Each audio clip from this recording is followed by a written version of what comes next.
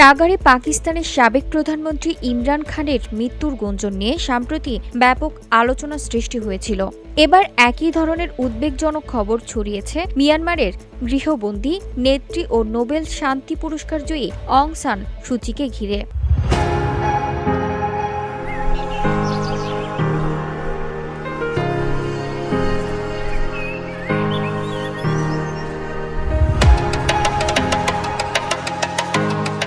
মিয়ানমারের গণতন্ত্রপন্থী এই নেত্রীর স্বাস্থ্যগত অবনতি এবং দীর্ঘদিন ধরে তার অবস্থান সম্পর্কে কোনো নির্ভরযোগ্য তথ্য না পাওয়ায় মৃত্যুর আশঙ্কা প্রকাশ করেছেন তার ছেলে কিম আরিশ।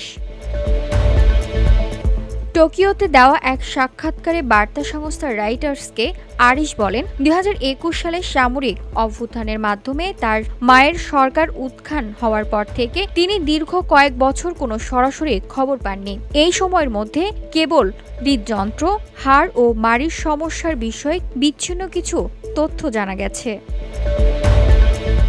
আরিশ বলেন, ২ বছরেরও বেশি সময় ধরে কেউ তাকে দেখেননি, এমনকি তার আইনজীবীদের সঙ্গেও যোগাযোগ করতে দেওয়া হয়নি। আমার জানামতে ইতিমধ্যে তার মৃত্যু হয়ে থাকতে পারে। তিনি আরও দাবি করেন, মিয়ানমারের জান্তা প্রধান মিং অং হ্লয়ংয়ের সূচিকে ঘিরে নিজস্ব রাজনৈতিক এজেন্ডা রয়েছে। নির্বাচন সামনে রেখে তাকে মুক্তি ও গৃহবন্দী করে জনমত সামাল দেওয়ার চেষ্টা হতে পারে বলেও মন্তব্য করেন Arish. VOD Bangla news desk.